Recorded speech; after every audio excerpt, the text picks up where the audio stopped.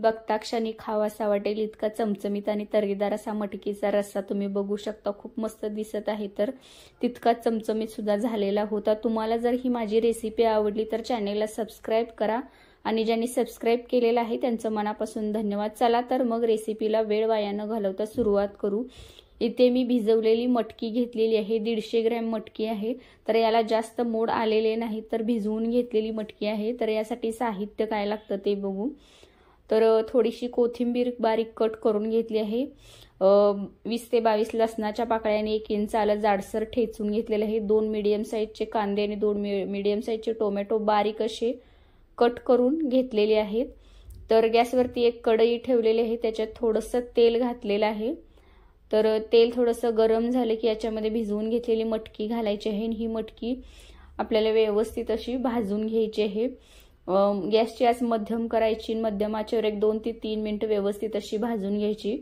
2 ते 3 मिनिटांनंतर मटकी व्यवस्थित भाजल्यानंतर याच्यात थोडीशी हळद आणि बारीक मीठ घातलेलं आहे, जेणेकरून जेव्हा रश्श्यामध्ये मटकी घातल्यानंतर मटकीला अळणी चव येत नाही, तर मटकी खूप छान लागते।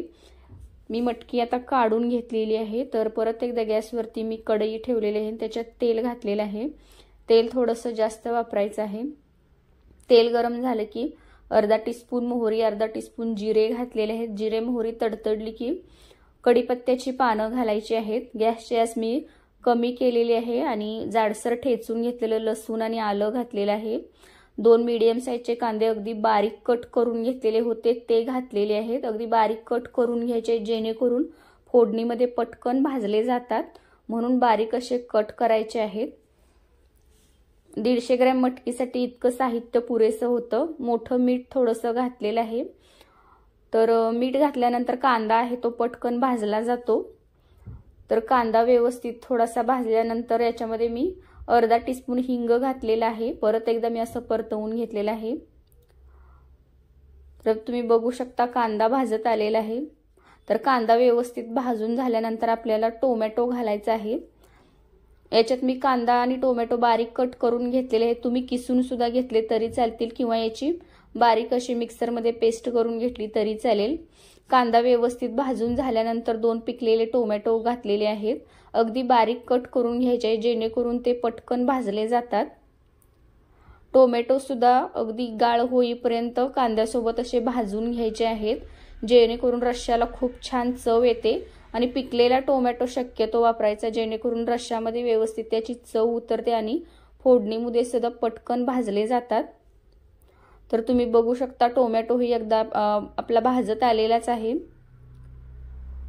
तर अशा प्रकारे टोमॅटो आणि कांदा व्यवस्थित भाजून घेतलेले, तर थोडेसे असे साईडला सारायचे आहेत। आणि आता आपल्याला याच्यामध्ये बेसनाचं पीठ घालायचं आहे। 2 चमचे बेसनाचं पीठ घातलेलं आहे। बेसनाचं पीठ घातल्यामुळे भाजीला एक संधपणा येतो, रस्सा असा दाटसर होतो, म्हणून 2 चमचे पीठ घातलेलं आहे।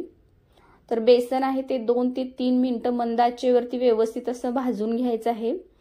व्यवस्थित भाजून झाल्यानंतर आता आपल्याला याच्यात लाल काश्मीरी मिरची पावडर घालायची 1 चमचा, 1 चमचा धना पावडर घातलेले आहे, अर्धा चमचा जिरे पावडर। आपण मीठ चवीपुरतं घातलेलं आहे। आता याच्यानंतर घालायचं नाही मीठ, मी मोठ्या मिठाचा वापर केलेला आहे रश्श्याच्या भाजीसाठी। तर मसाले आहेत ते व्यवस्थित परतवून घेतलेले आहेत। तर आता आपल्याला भाजून घेतलेली मटकी याच्यामध्ये घालायची आहे। मटकी आता या फोडणीमध्ये 1 मिनिटभर भाजून घ्यायची। त्याच्या अगोदर मी इथं कांदा लसूण मसाला 1 चमचा घातलेला आहे। कांदा लसूण मसाला घालायचा विसरला होता, म्हणून मी आता घालत आहे। आणि 1 मिनिटभर ही मटकी आहे ती व्यवस्थित अशी या फोडणीमध्ये भाजून घ्यायची आहे। अशा प्रकारे मटकीचा रस्सा तुम्ही बनवून बघा, खूप मस्त होतो। तर याच्यात आता बरोबर 4 ग्लास उकळलेलं पाणी घातलेलं आहे। गरम पाण्याचा वापर करायचा, जेणेकरून रश्श्याला खूप छान तर्री येते।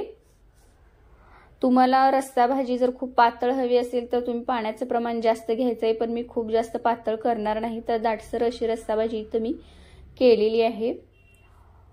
तर हे पाणी आता इतकं जास्त दिसत असलं तरी नंतर मटकी शिजून झाल्यानंतर थोडंसं आटतं आणि दाटसर अशी रस्सा भाजी तयार होते। एक चांगली याला उकळी काढून घ्यायची आहे, तोपर्यंत गॅसची आच मोठी ठेवायची आहे। एकदा चांगली दणकून उकळी आल्यानंतर गॅसची आच कमी करायची आहे आणि कमी गॅसवरती 8 ते 10 मिनिटं मध्यम किंवा मंद आचेवरती ही रस्सा भाजी आहे शिजवून घेऊ शकता, जेणेकरून त्याला छान असा रंग येतो आणि जे पण आपण मसाले वापरलेले त्याचा स्वाद असं मंद आचेवर किंवा मध्यम आचेवरती उकळून घेतल्यानंतर खूप छान स्वाद रश्श्यामध्ये उतरतो। आपली भाजी तयार झालेली आहे, तर शेवटी याच्यात बारीक चिरलेली कोथिंबीर घालायची आहे। कोथिंबीर घातल्यानंतर रश्श्याचा रंग अजून सुंदर दिसत आहे। मस्त अशी रस्सा भाजी तर तयार झालेली आहे, तुम्ही नक्की ट्राय करा, मस्त होते। तुम्हाला जर माझी ही रेसिपी आवडली असेल तर बोरकर फॅमिली किचनला सबस्क्राइब करा आणि इतर व्हिडिओची लिंक मी डिस्क्रिप्शन बॉक्समध्ये दिलेली आहे, तिथे जाऊन तुम्ही बघू शकता आणि रेसिपी त्यानुसार ट्राय करा। आणि व्हिडिओ बघितल्याबद्दल धन्यवाद।